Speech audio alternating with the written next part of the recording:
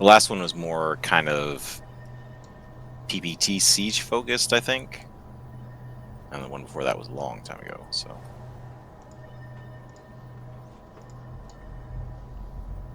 This is fight specifically.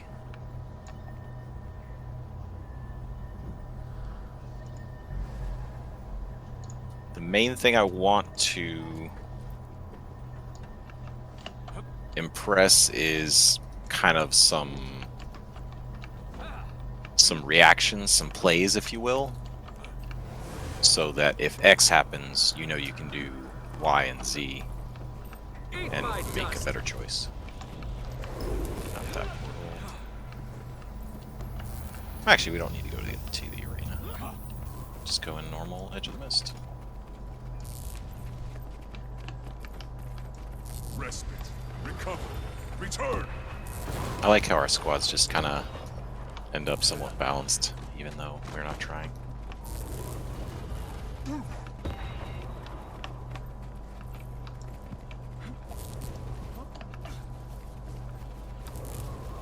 Alright, so I'm just going to assume you guys have a general idea of the builds that we use and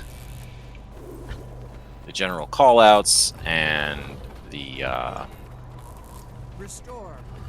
kind of average stuff that happens in a run, because all you guys come to all our runs. So.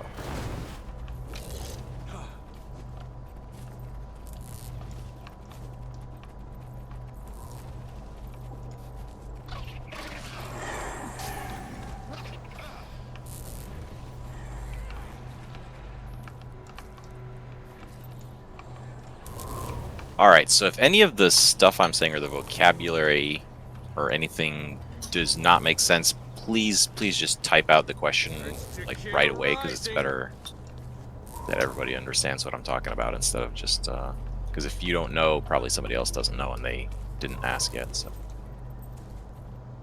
like bunker and this stuff.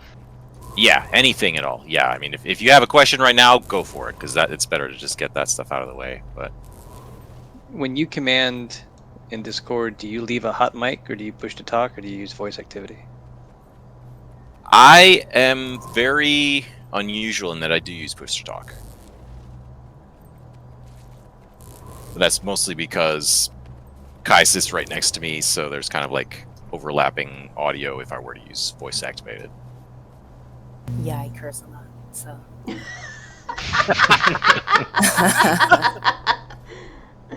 A lot of, what the hell do you think you're doing?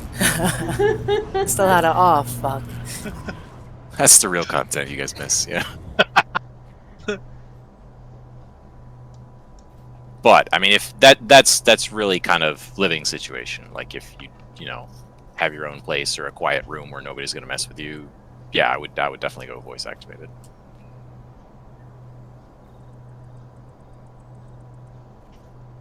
And I mean that I'll talk about that right now. Managing audio in Discord is one of the harder parts as far as people talking over each other and timing and just generally trying to make sure that 30 people all in a channel are not talking all at once. That's kind of one of the harder parts.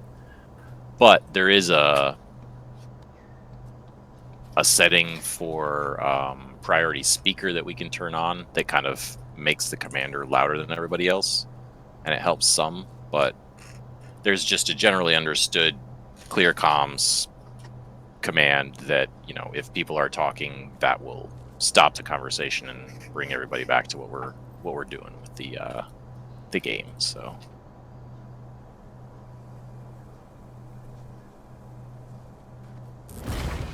but yeah, definitely, I mean, voice activated if you can do it. You do have to play with sensitivity on that, though. Sometimes it's too sensitive, and then it picks up every single like keystroke and everything. But...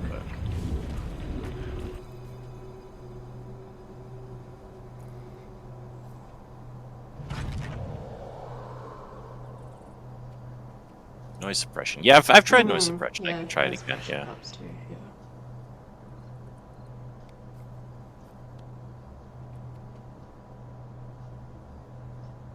All right. So, let's see. Yeah, any other quick questions before I jump into defense?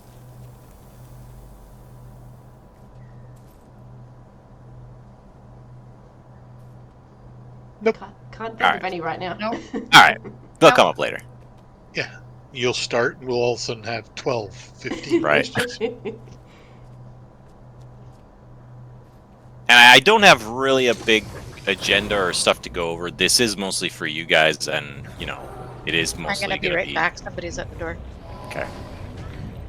Yeah, mostly, I mean, topics that you guys are interested in or want to know about, or specifics and things like that. But my first idea is defense, because I know that's where commanders freeze up. That's kind of the bane of commanders, is like, surprise, something happens, you don't know what to do, you sit there and think too long, and then you're dead. That's kind of where I still, I mean, it happens to everybody, but newer commanders struggle with that more because it's just not a natural thing you'd have to do in real life. You don't really have to make quick decisions all the time. You can stop and think about it. What helps with that is kind of quote-unquote muscle memory and having specific actions and specific call-outs planned ahead of time that the guild already kind of has an idea about, but you having thought out the enemies over on this bridge, if they surprise Vale and push at me, I have 3 options, and I can do A, B, or C, and then I'm gonna instantly pick one. You have to pick one. You can't pick none of them. Even if it's the wrong one, you have to pick one. So multiple choice, A, B, C, and kind of approach it that way. It's, you know, if you want to get fancy, it's like calculus, but it's really a lot of plays. Like, if there is an enemy coming at me this way, like, don't overcomplicate it. You can go forward, backward, or to the side. There's really no, I mean, the more you overthink it, the worse, the slower it's going to take. You just have to think of it in the most simple way possible. Forward, back, to the side. And most of the time, the right answer is going to be to the side or back. Rarely can you pull off a backward motion unless your group is ready and you have the right stuff.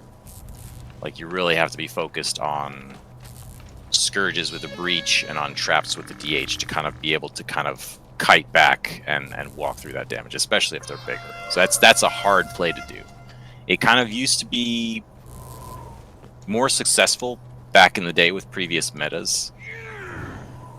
So it's kind of a habit that I'm into and that kind of a lot of guilds are into, but it's not very good right now because of how the melee pushes work. And this is something I've had to kind of learn myself, because the game always evolves. There's a new patch, there's a new meta, all the other guilds are running something different. So even though you might be good today, if you don't stay on top of it and continue to evolve, you will not be good tomorrow. So not so much going back. You really can't kite back a lot unless you're really prepared for it and the enemy's not very good.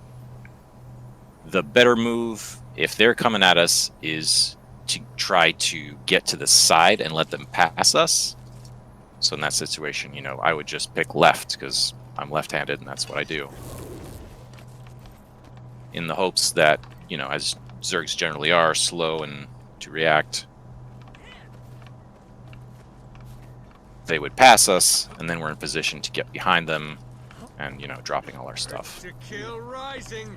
That is a lot of left-handed people, yeah. Yes, there is. Probably means something. Whoa. So that's the one play. That's the sidestep, and that's one of my favorites. And you can pull it off when the group is ready for it. So you have to kind of, you know, let the group know what's going on. But, you know, a quick reaction, it's got to be a movement that includes a dodge. Especially if they veil, you don't have a lot of time to react. And recently, it's really more effective to go forward if it's a melee group that's pushing us.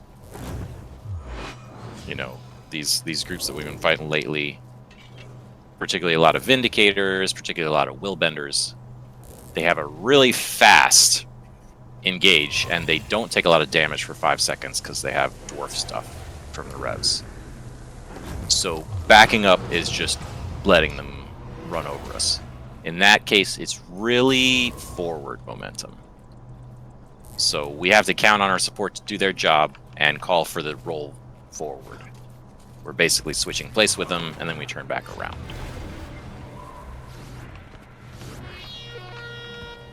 And the group needs to trust you, and they need to be ready to do it. But the more that we do it as a group, the better the group will be at it. But that is the play. That is the move that will let you not eat that first hit. And that's kind of the hardest part in fight commanding, is you have to survive the first hit. Either you have to hit them first, or you have to survive the first hit. Otherwise, it's over. And they say, in terms of GVGs and stuff, like 9 times out of 10, whoever makes the first move wins. Just because of, initiative and momentum and things like that. So there is an advantage to making the first move. But really, that's kind of defense in a nutshell. Like, if there's a surprise push, you count on everybody doing their job. The firebrands should be doing what they're supposed to do without you saying anything. All a commander really should be doing is movement, to be honest. Like, a few commands of wells or bomb, and that's it. The rest of it is just kind of babysitting the group. All the people in the group should know what skills to press, but they don't always, because there's a lot of new people.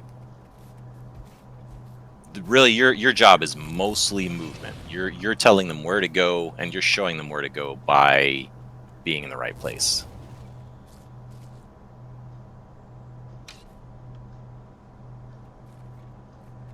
Yeah, definitely. The making the decision is the hard part, and there's no real way to get better at it except for doing it. Just snap, make a decision. Okay, we're gonna do this. Maybe it doesn't work out that time. You'll try it again. And the faster you make that move, the more likely it is to succeed, because you're playing chess with the other commander, and they're watching you. And the more they see you hesitate, the more they know you're thinking, and they're gonna take advantage of that.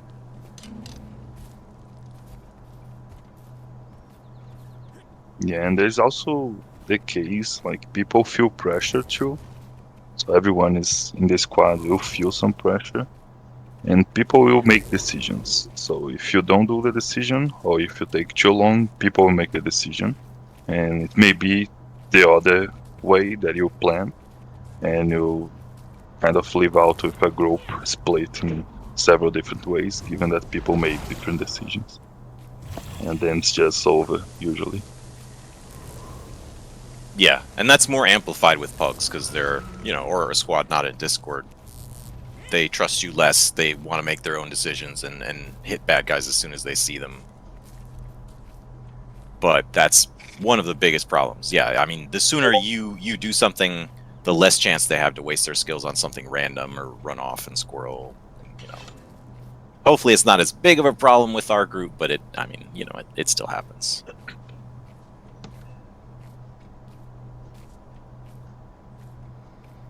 Yeah, I think many people still getting kind of scary to dodge forward, and maybe in the arena that we have in the guild hall,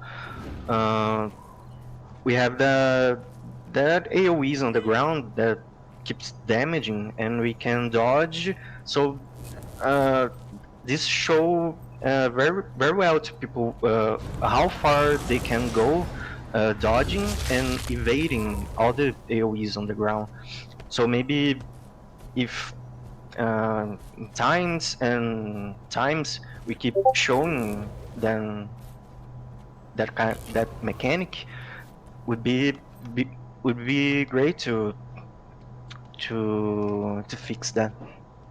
That's a really good idea. Yeah, I know what you mean. The traps in the guild arena. Yeah. Yeah. Yeah, and I mean, I want to do more practice items like that because, you know, constant flow of people, we have to kind of reinforce stuff. So, but yeah, that's a big one. Just having people try stuff outside of combat so that they're more comfortable doing it in combat and they know what their skills do. But yeah, practicing that in the guild hall, you know, dodging through stuff and proving that you're not going to get beat up. You know, that's a good reassurance for people. Yeah.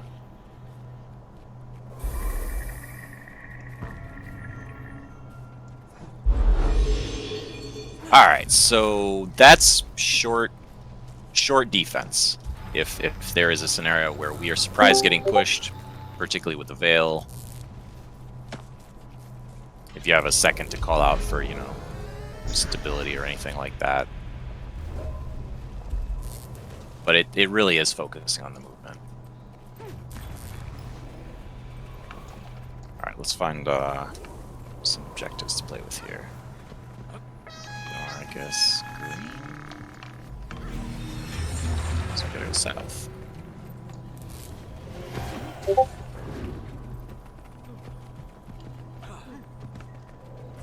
Okay, on the defense note, I wanna say tail awareness is another big problem. In that there's also the tendency to focus too much on the enemy group, which, you know, is a big part of what you should be doing. But you have to also be aware of your blue dots much more than you would be otherwise. Eat my dust. And for me, my big help with that is the minimap.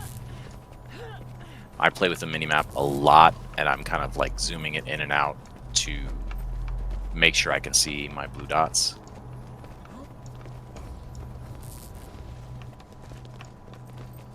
And I mean, depending on how your screen is set up and such, Strong. it'll vary, but your eyes are going to go to the top of the screen a lot more. So I have my minimap at the top, you know, where it normally would be, max size, and then I have the chat box on the left. So that, for me at least, keeps me a lot more aware of map chat or say chat or whatever, whereas otherwise, you know, if it's the bottom of the screen, I'm probably not going to see it.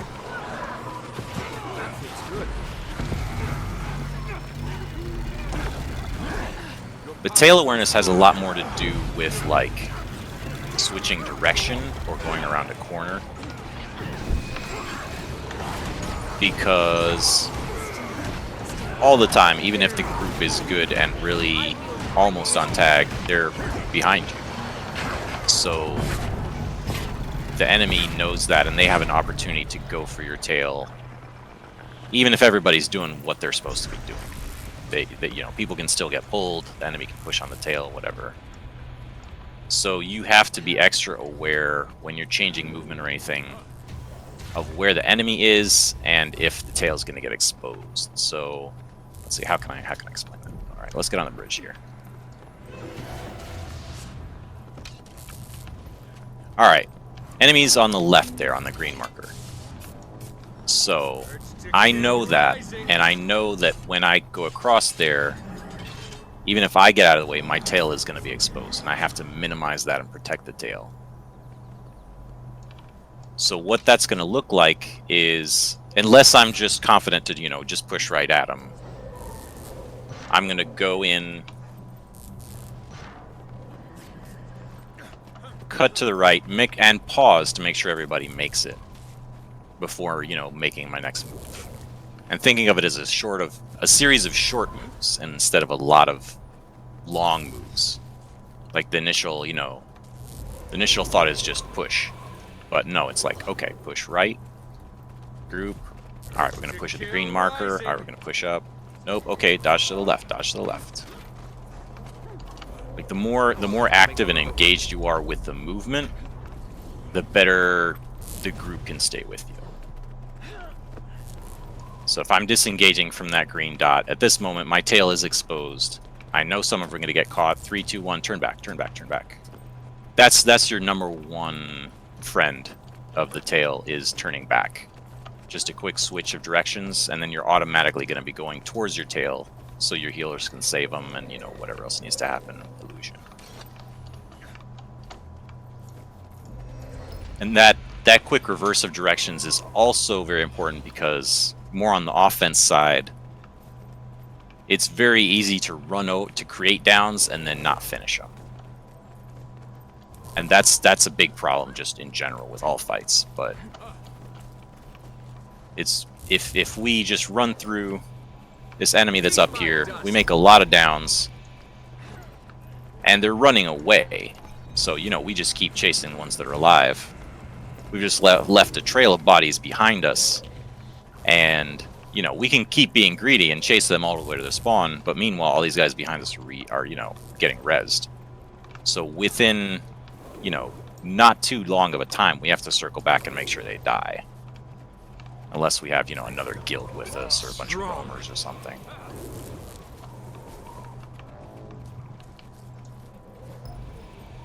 Better than it is to don't think that you're going to have someone else to cover for you. Just finish the job that you started, and then if you have support, that's a bonus.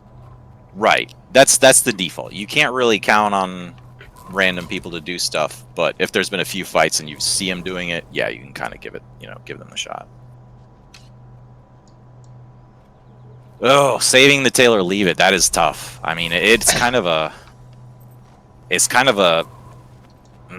it's a distance thing for me. Like, I mean, probably like here to the Eat my dust. to the green marker, I'd say. If somebody's dead way over there, or if they've gone down way over there, I'm probably not going to make it. I can really try, and Mesmers could get an illusion for maybe here, but the enemy's throwing skills on that at the same time, so that's probably too far. But if they're half that distance,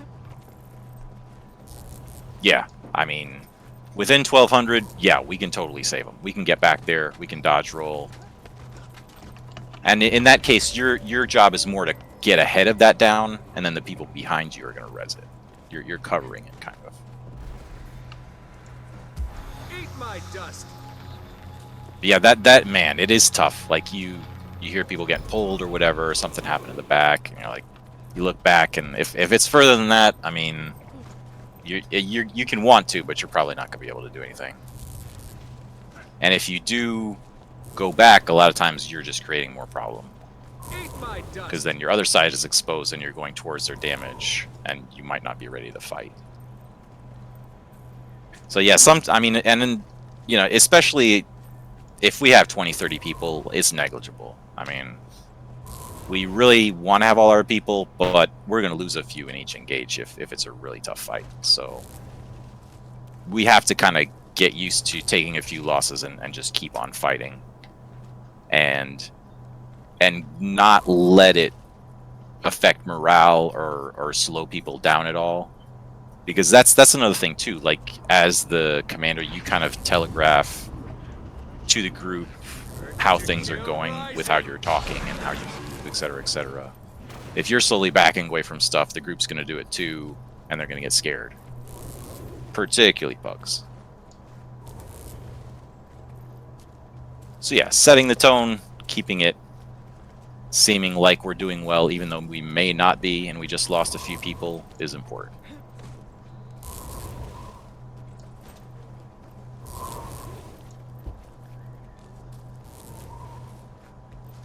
Yeah, it is a lot about position. Like if that same distance someone had gone down, but the enemy's not over there, like say the fight had continued and now that's a safe zone and the enemy's on the other side, yeah, by all means we can go over and get them. But it's just where that body is in relation to the enemy.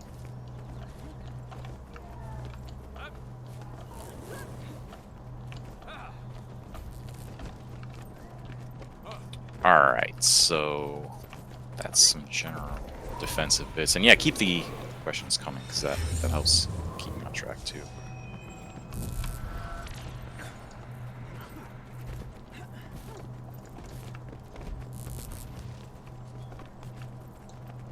All right, so And yeah, go ahead.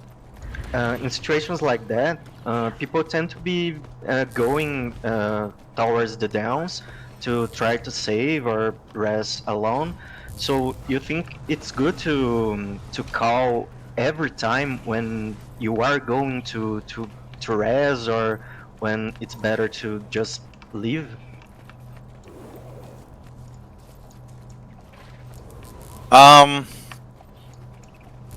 It's good to say something as to your plan, pretty much all the time. Like the more that you can say about your thought process, the better, because then people will make better decisions about what they should do. So yeah, I mean, if you don't think we can reach him, say it. You know, I don't think we can get you, or whatever, and that will let the group know they shouldn't endanger themselves trying to do that res. But yeah, that is a chronic problem with any guild, but I think particularly ours, because we are trying to like Eat my help dust. each other and help new people that might die by accident, and there is a leash you should have on yourself, and it's a leash that is, you know, probably like this far. I mean, if they're further away than that bridge, they screwed up too much, and you're gonna kill yourself and screw the group if you go after them. I mean, I do it too. Everybody, I think, does it. It's just kind of being a nice person, but we got to think longer term and like saving the whole group versus that one person. And half the time they might have just screwed up anyway, so yeah. There's kind of a limit, yeah. Thanks.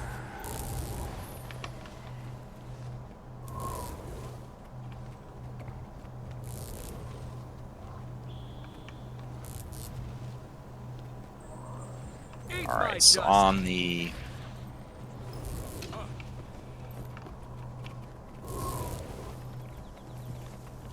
there was a gif about resing. I can't remember what it was now.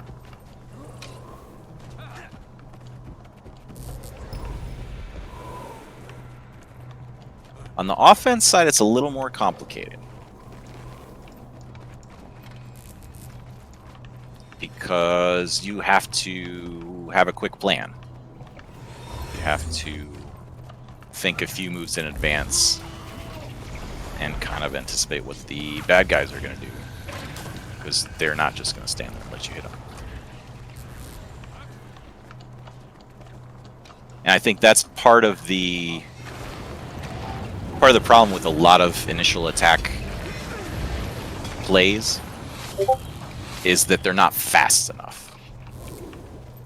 And I mean, I think all commanders do it, but that is kind of something that you'll see happen where, you know, okay, stack up, okay, might up, okay, empower, okay, we're gonna go towards those stairs, and then we're gonna cut right and hit that veteran. Okay, 3, 2, 1, let's go. By that time, they're gone. They're just Kill gone. rising.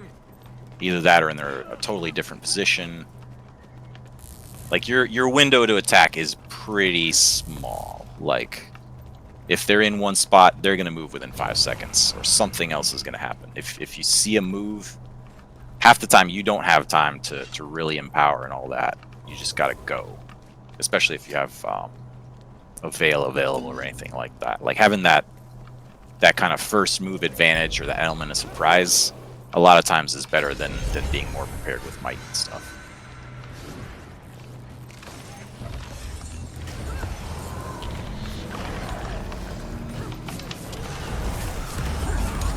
So what can we do as far as offense? So same as the defense, it's really about plays and specific calls you can make and actions that are designed to do stuff. And the first thing is generally a fake or a range poke, Strong. with the fake being designed to make the enemy waste their range poke. Because it's kind of, there's only so many skills we have, there's only so many skills they have. Things, you know, recharge. there are cooldowns on skills, but once you get to a higher level that's honestly beyond me, commanders are like, okay, the enemy used their wells. Okay, they used their veil, and they're like remembering that, kind of like, you know, gamblers counting cards. Like they're tracking the enemy's stuff on top of tracking their own stuff. So that's kind of some next level gaming when you can kind of see what's going on and see the animations and be like, oh, they dropped their wells. All right, now I got an opening. They don't have any skills left. Report served me Never well. thought of that.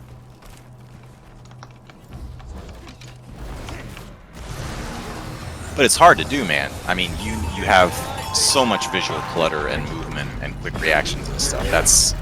That's not easy to do, and you honestly have to have a pretty good connection and a pretty good rig to pull off that kind of stuff. You have to see a lot of things in real time. Strong. That was one of my biggest questions, is how you can recognize enemy wells or enemy meteor showers and all that. Because I don't see it, all I see is red, but I guess that's just a setting that I've got. I mean, we can go in the arena and kind of look at it as to what skills look like specifically from the enemy side versus the friendly. But the biggest thing is really playing all the classes, you know, playing the major ones, because the only way you get to know those skills is by using them. And then you're like, okay, well that's a grab well. I've played Mesmer, I know what that looks like.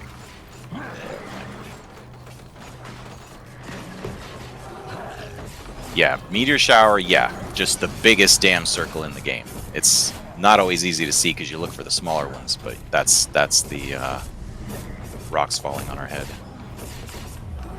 And you know to prioritize which ones you don't care about standing in and which ones we have to get out of, just based on that similar experience. You just know what hits harder. Yeah.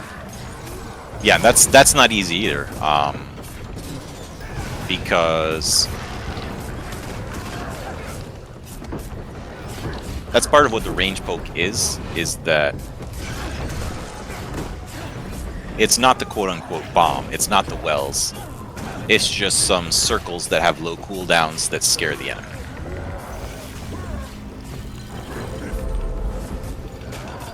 So when you guys are calling for hit them with the small ones, that's all we're doing. Right, that first hit, that range poke, that 1200, should be just some 1200 staff AoEs, really. Just some stuff that has quick cooldown, doesn't necessarily really hurt them, but it'll scare them. And then they'll be like, it's a circle, I gotta get out of here.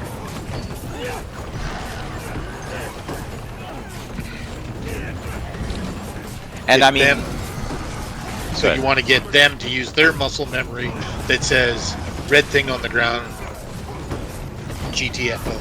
Exactly, yeah. 'Cause that's what it is.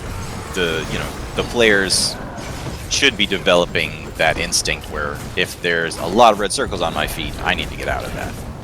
Even if it's not a call out, a good player can, strafe a few feet to the side and step out of that red circle and still be with the group.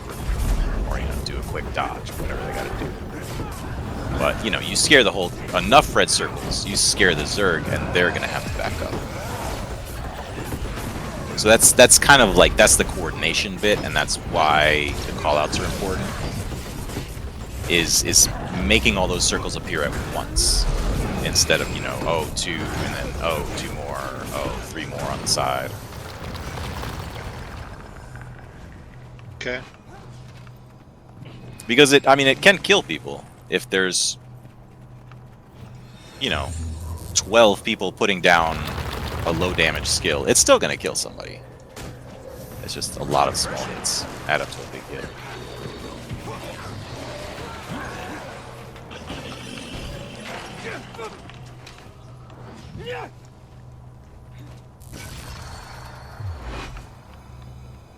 So you've got your bait, which is running up, and you very much need to tell everyone ahead of time that it is fake. Otherwise, they tend to run ahead of you or not turn back when they need to.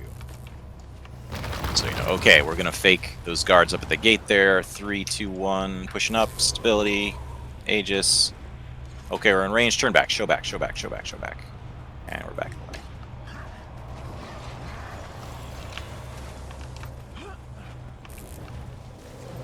So that is trying to get them to use their skills. You can't really go too close though, because then you endanger yourself. Like a lot of range, a lot of baits end up being we lose people because it's too close, or because the Guardians aren't doing what they're supposed to be doing. But their instinct is going to be to throw damage on us and throw pulls on us. So we have our stability, our Aegis ready. We turn back at the right time. They waste their skills. Now we have all of our offense. They've wasted theirs, and I know we're good. So at that point, you know, a veil, and we're going right at them. You Okay. want to call for wells in the direction you're going. So in the case of, you know, we're attacking them at the gate, you're calling for your wells right about here because you know your Necros can reach it on the way in. So we got a veil, wells on them, and dodge roll into melee. And then, you know, whatever it is, you stay in melee a few seconds, and then you move. That's another downfall. Is the no plan after the melee. Even though you don't have time to necessarily pick that ahead of time, because you can't, you don't know what the enemy's gonna do. But you have to make a movement and a quick choice on a direction after you hit them. And it doesn't really matter which way most of the time. If it's towards a safer direction, maybe that way. But you have to well them, hit them in melee, and then move off them because they're gonna hit you back. Even if you do really well and you get 4 downs, whatever's left gonna hit you back.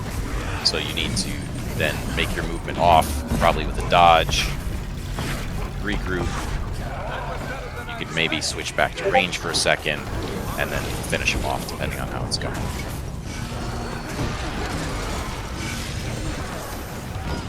Yeah, it's that kind of thinking a step ahead as much as you can, and adapting that as the enemy does stuff, because you can't have a rigid plan because the enemy does things too. So, okay, I'm gonna move up, I'm gonna hit in melee, and then depending on how many downs we get or what happens, you know, we're gonna dodge back the direction we came. And the more you can use verbal landmarks, the better. If you have the ability to use markers to give people a landmark, that really helps a lot visually.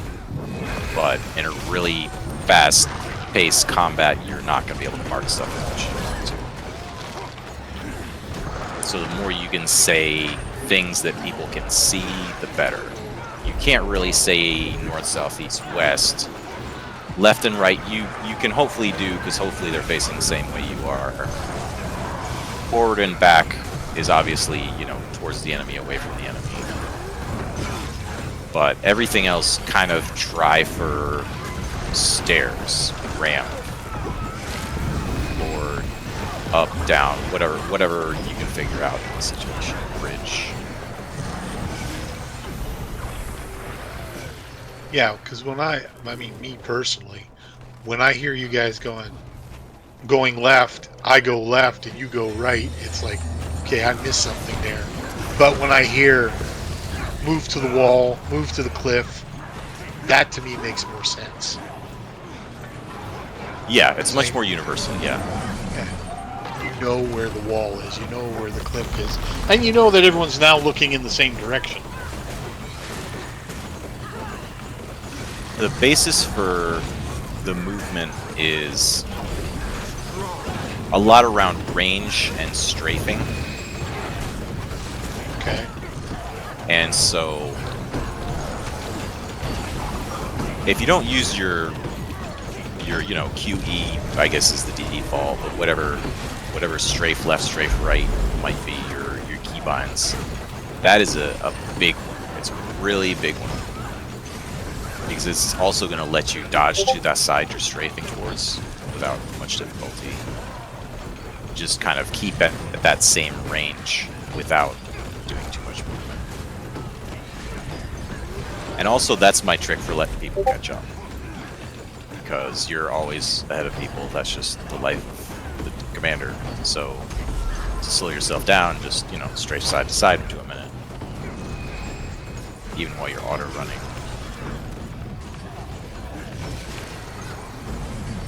I have my auto run hotkey on my mouse to stop and start auto running instead of just holding down W all the time. That's just a weird thing I do.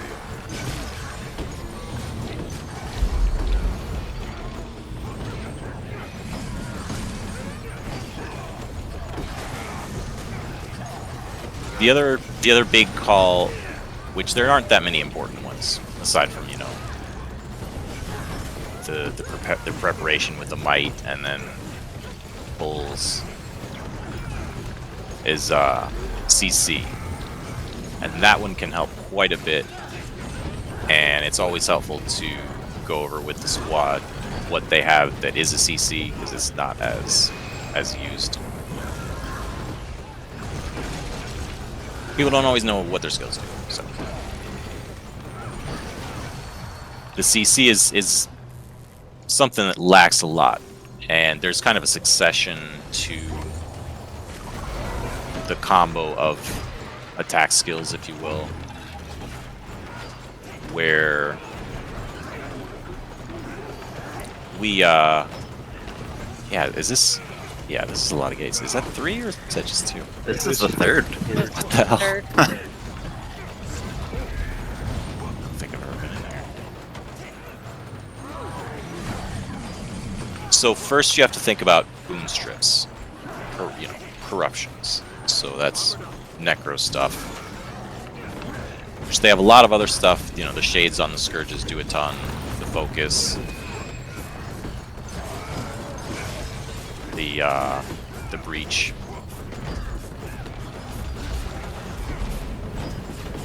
And, you know, everything from the chrono as well.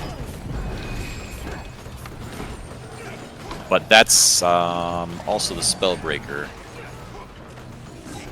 You have to have that function covered in your squad. If you think of roles and jobs in the squad, that's the one that people don't cover enough. Like, yeah, basic squad, okay, boom, we got our Guardians, we got our Tempests or Druids, whatever you can throw together. We've got some miscellaneous damage, great. Not good enough. If you don't have Boon Rips, your damage isn't going to work. The damage reduction from protection, and then them having quickness and might, stability, etc., gives them such a big edge that the damage isn't even like it's happening. So that has to be your first thought in the progression of the fight, as well as putting your squad together, is covering whatever combination you want to do of Spellbreaker, Scourge, Chrono.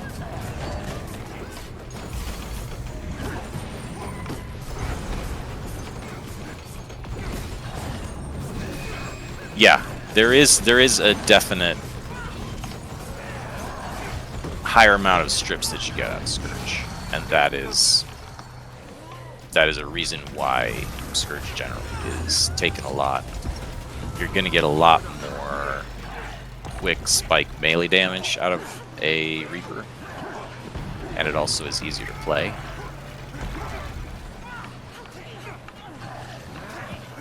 But that's kind of the trade-off. So yeah, it is really good to have a fair amount of Scourges, and if you don't have the Scourges, you have to overcompensate with extra Chrono and Spellbreaker to get that ratio right where you have enough boon strips.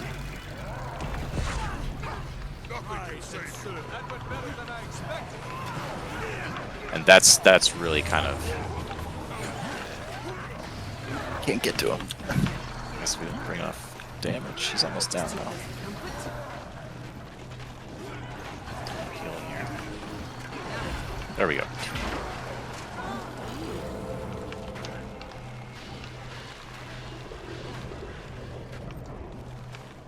This is good though. We're thinking while we're learning.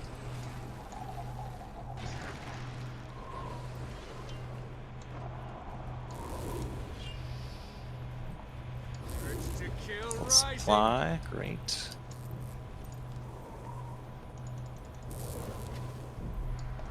So yeah, the boon strips. I am very much in favor of Scourge. I do think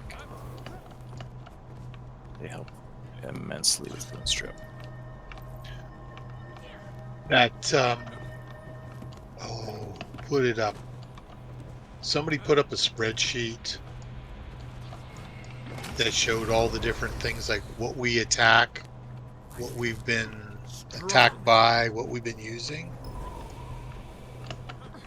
That really, I was looking at that and I'm going, really? There's that many people in the other, like you said, Scourges, Vindies.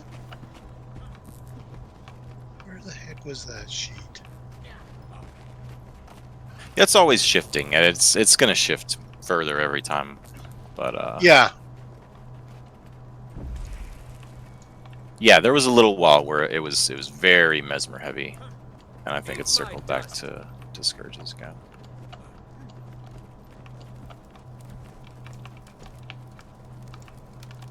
I have a question, but it's Yeah. about the positioning again. When we're fighting two different groups, say red and blue, how do you know where to go to not get AJ'd? I know it depends on where we are and stuff, but Oh, there's bad guys down here. Look. That's a good question. Yeah, that extra component of Urge to a third kill team. rising. Oh, mesmer.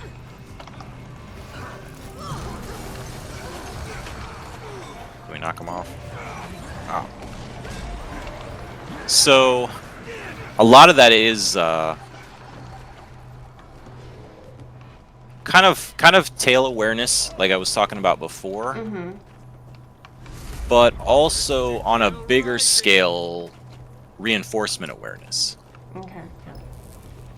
So, I have no idea what it would be on this map, but if you're talking about the regular Alpine borderland, say fighting near Bay, near the south side of Bay, near that camp. Yep. Eat my So a three-way fight, say it's our home borderland, we own Bay, so our defensive side is Bay, Yep. and then the enemy's side is going to be on the south, no matter what, if it's our home borderland. So the safe side for us is going to be towards Bay, because we can sneak back in there, but also our reinforcements are coming from the north. Any respawns, any pugs, whatever. Yep. Okay. And that there's always that safe side on the map, no matter what map or where you are. There's always like your safe zone that if your back is to that, hopefully that's where people are coming back from. So kind of circling back to that direction and kind of keeping that side open is a little bit, it'll give you kind of like a base of going back to that if there's three sides going on, if that makes sense.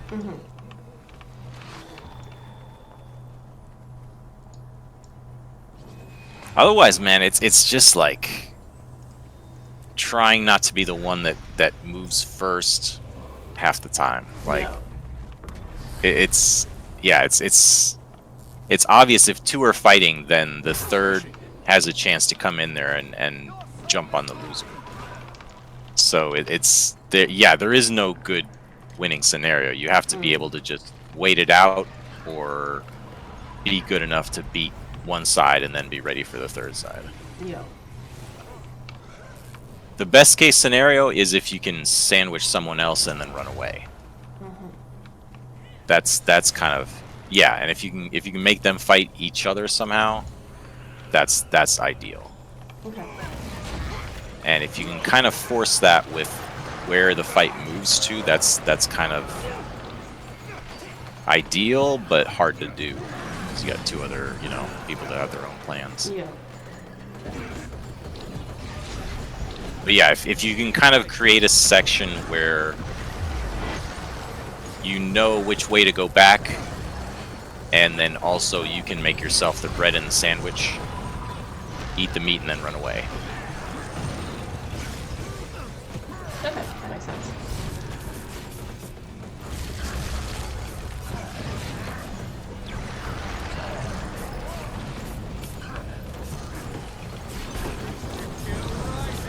Alright, so we've got our boon strip covered. We've effectively pulled off some strips on the enemy. We've gotten some wells on them after baiting out some of their attacks. The CC call is to catch him somewhere and try to finish him. Like little things like pulls and stuff are kind of more to pick them apart. But the big CC call is hopefully we've stripped him a bit, and now we want to hold him in place so we can hit him hard. Because they move too much.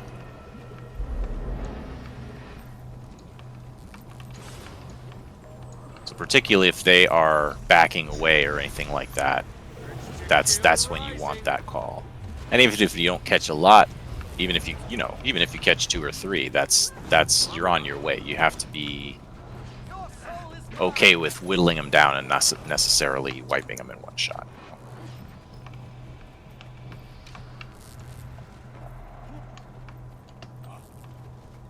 That's coming up on an hour, and I've kind of hit offense and defense on a real basic level. Kind of the idea of combos and plays of different calls. Always on the move. Tell people what you're planning all you can, but don't get too complicated. Don't think too many moves ahead.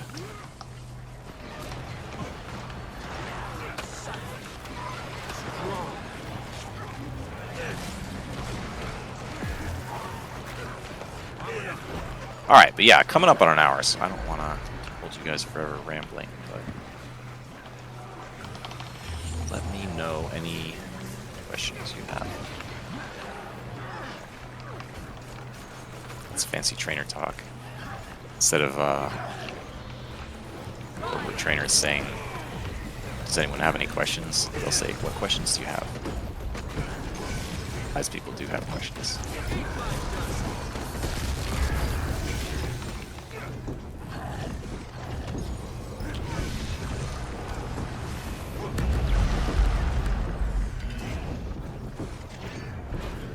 Alright, well, somebody grab that ramp and finish up this one.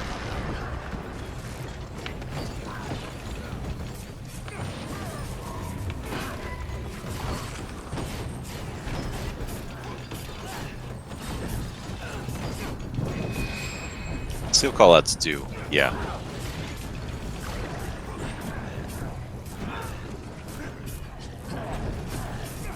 And that brings in the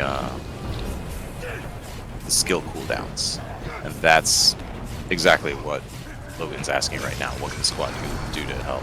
And that's a lot with the cooldowns. Because, I mean, you know, there's whatever it is, there's, 10 different builds and classes that are playing, and the commander can't really keep track of all that stuff. So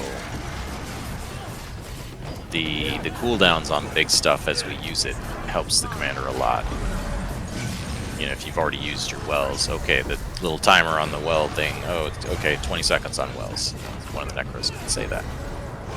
And then you as a commander, okay, I can poke at him, I can get a little range or whatever, but I can't really get the big wells off for another 20 seconds, so I gotta stay back for a minute. Or, if the... I mean, the wells is really the big one. You have the bubble from the spell breakers. Or if there's just a general call from the support and the guardians that they don't have any skills. And that's another piece where it helps a lot to play those other classes, because there is kind of a limit that I don't think Tempest necessarily has, but the Firebrand definitely has a limit, like a time limit, where if you're getting pressed really hard and your support is going to run out within whatever it is, you know, you use your book 3, you use your book 2, Refreshing. and then you're kind of SOL for a little while. Like you don't have unlimited support. So there is kind of a pause you have to take to get cooldowns back, which happens after normally the Guardians have used up their books. And then you gotta, you know, dip back for a second, get cooldowns, and not just push non-stop, because then you just wear out your support and then you're done.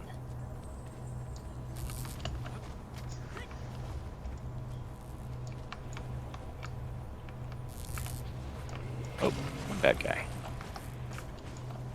Let's leave him alone this time.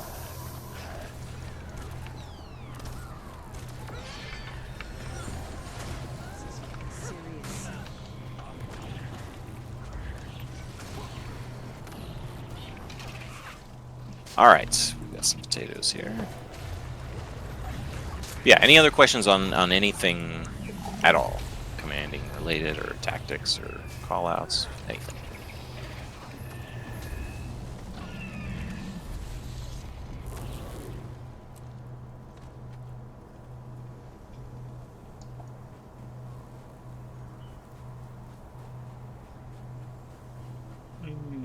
I can't think of anything. Alright. Armor up. Wasn't sure if I could make that fall. Eat my dust.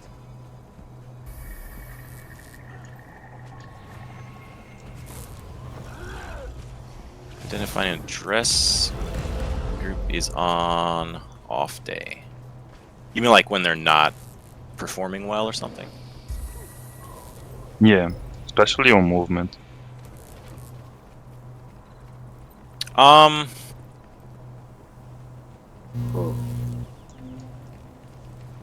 That's a scary little piece of ramp. I was gonna say that I've never been in this area. This is pretty It is scary. dicey. It's important to try and keep things positive and fun. That's always an important part, is not taking it too serious and not getting too frustrated when bad things happen. But And I personally can say I get frustrated some nights that I'm bordering on rage quitting, and it's like, no, just Take a deep You're- breath. take a deep breath. For me personally, I think most of the time I get lost in why we're doing what we're doing, where that's the main reason why I came here tonight. And you've already answered a whole whack of questions that I had as to, well, why do we keep doing this? Why do we keep doing that? Oh, here's one I have. Mhm. Dragon Banner. Eat my dust. Okay. We chase down anybody who's packing that thing, but we never use it when it's available to us. Is that because you basically put a target on your back, or I mean, it just doesn't work for what we do? I'm not anti Dragon Banner. I mean, if there's a Dragon Banner we notice and somebody wants to grab it, that's, yeah, by all means, that's a good thing. Yeah, I mean, we could probably use it more. It's one problem with it, though, it is that it's limited to the range where it's produced. So like, Oh, yeah, it used to be you could take it wherever, and that was a bit overpowered. But now, if it comes from Bay, it's stuck in the range of Bay, and you can't take it away from there. So I did not know this.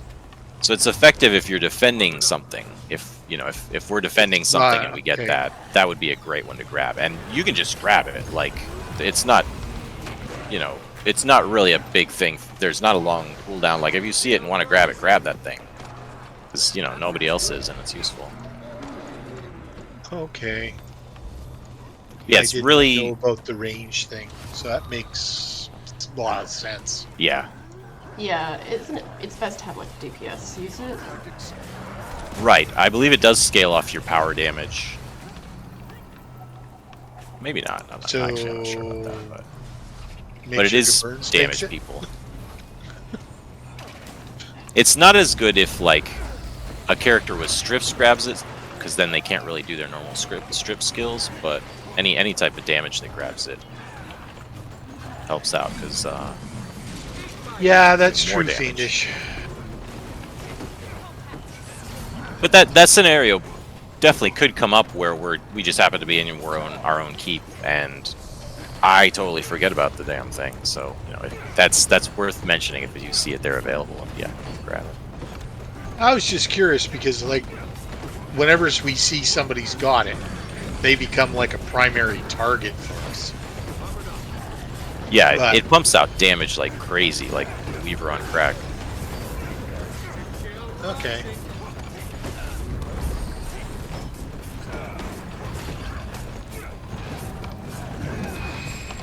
Yeah, a lot. That is a good question though. There's a lot of little stuff like prioritizing targets or recognizing things that the enemy is doing.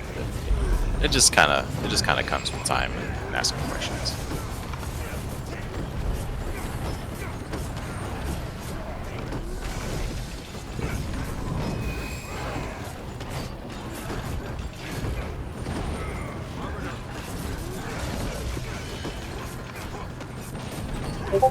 Pin sniping or the commander not having support. What's pin sniping? That's when you have someone targeting the enemy commander. Or when Yeah. everyone is just targeting the commander and trying to kill them off first. Oh, Yeah, so like it's- when we put like the swirl or whatever it is above somebody on the other side that we think might be the commander. But beyond that, like, it's seen as a bit of a scummy move, but like, just having the entire group focus on just pulling and killing specifically the commander, and having, you know, a group of thieves and rangers that's all they're doing and stuff. It's kind of, I gotcha. or then the MOAs and the bulls. It's a bit you know, and then he goes down, and then the fight disintegrates, and it's, you know, less fun. Everybody runs back. So it's kind of not as ideal. But it happens, and it's kind of expected. There's always going to be some jabroni thief or ranger trying to do that. So you have to not play your class like you normally would. I think that's another commander mistake, is trying to do your job as you normally would if you were, you know, X class, whatever, guardian or whatever. You're not going to be able to play your class as good if you're commanding, because your brain is busy. So you need to play something that is going to let you do that. And then even on beyond that, if you're commanding, you should also adjust your build to make it tankier than normal, so you can ignore the pin snipers. That's really what it is. Like, gear up extra tanky, maybe even switch a trait or a skill to give yourself another stun break, because you surviving is more important than you getting damage or whatever it is. Your role is a bit different. So it used to be always, you know, soldiers, armor, or whatever, nomads. I guess not soldiers, that's not as great, but that's why playing Guardian is common. Mesmer's, you know, pretty survivable. Whereas something like Dragon Hunter, not so good unless you're really damn fast because it's squishy. Weaver, not so good, too squishy. Anything that teleports a lot, confuses people, not a good option. But tanky is the way.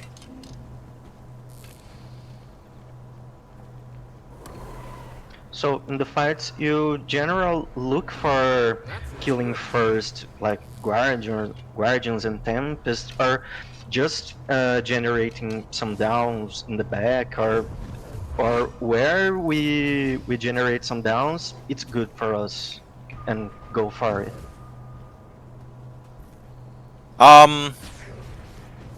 a little bit of that is knowledge of the enemy and knowing who you're fighting, but sometimes it is just trying things and, you know, trying a range poke, trying some pulls. Maybe you get one or two. You kind of count on the group overall to pick targets, but they generally should be trying to focus to suppress and corrupt the Guardians or the you know, the Firebrands. And then, I mean, the AoEs just take care of the rest. Like, we shouldn't really have to put down specific targets too much. We'll just throw all our damage on them, and the weak ones die. Mm-hmm. But you do kind of want to look visually for low health bars, though. Always looking for low health bars, because that's something you can call out and will get us a quick down. Or, you know, people that are straying off their tag, people that are falling back. That's a good time to call for some pulls, or, you know, to mention that guild tag or whatever you can call people's attention to that to get their damage on them.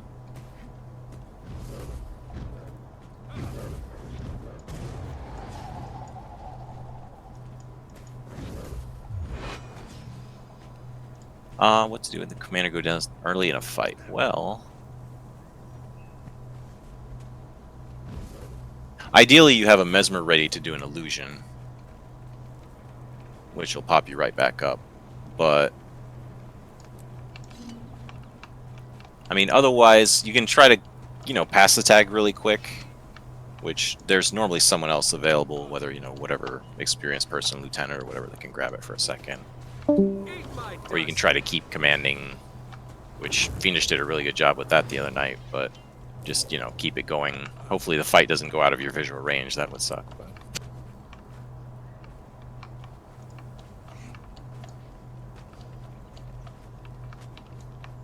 yeah, not overdoing it, not burning out is a big thing. I mean, it is a mental exercise that can be draining because you are making decisions. That's kind of the taxing part, is just thinking a lot.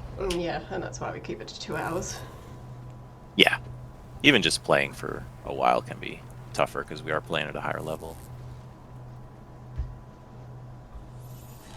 And yeah, rocks. Yeah, I guess what Burns was talking about, part of the focus is that I didn't think about to mention is hitting the tail. Their strongest players and their quickest players and their tankiest players are in the front of the group with a tag. The ones in the back, not so much. So that's where you need to focus your attention and your pulls and your strips and your movement is hitting their backside.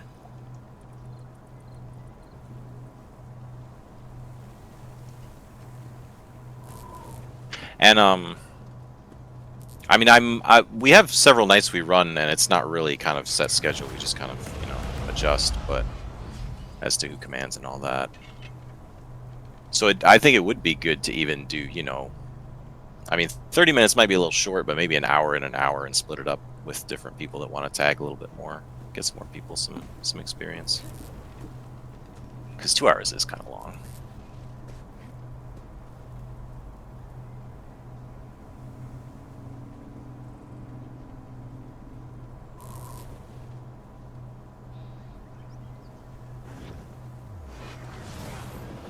Alright, well, cool. Last shot at questions. But yeah, thanks for listening to me ramble on about commanding. Hopefully that was helpful. Yeah, it was definitely helpful. Thank you, Chris. Yeah, it was very helpful. Thank you so much. Thank you, Chris. Thanks, Chris. If you guys think of stuff later on and you want to send me a mail or, you know, whatever later on, if you have questions, by all means. And if you are interested in commanding and doing some during one of the runs, let me know. We have slots. We have time. We can fit you in.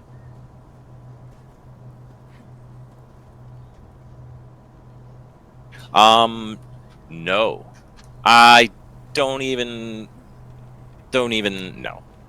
There are. I don't think you could embarrass us. There's a low level of entry for commanding on GOM right now. There's a lot of commanders that are not good, so you're already better than them just by being here today. So don't even think about that.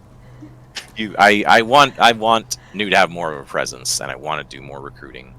I'd like to get us in the 30-35 active people running. So yeah, get out there and Pugman proudly as New. Put it in, guild chat or whatever to get people with you. And Okay, I've been pug commanding on my other guild because I didn't know if you would like that or not. So no, go for it. Yeah, by all means. Yeah. Spread the news. Yeah. okay, then that's what I'll do. Yeah, and yeah. So hopefully we can get some more activity going. That's good. Off hours have come in kind of dead during certain time zones. But yeah, if more people are commanding, that'd be great. Definitely need more during OCX times too, because I can't do it every day. And I know sometimes when I have my days off, I go into EBG or something and there's some pug tag and they're not doing too great. So if anyone's on then and wants to pug tag, they absolutely go for it. I've only pug tagged a couple times, but I've always done it outside of EBG. Yeah, I don't go into I like to run around being the Havoc Hellraiser, messing everything up. Well, because with the pug, you're really not going to do too much GVG. You're going to be doing a little bit more of just like your camps and towers and things like that. Yeah, you got to be realistic for your size, what you can do, and that's not always EB. Yeah. Yeah. But I find Yeah. the pug, you don't do as much. Yeah, you have to kind of get a certain critical mass of players going to kind of get that ball rolling. And I mean, the more you guys can support each other and kind of see other yellow dots and call people together in guild chat, the more we can get that rolling a little bigger.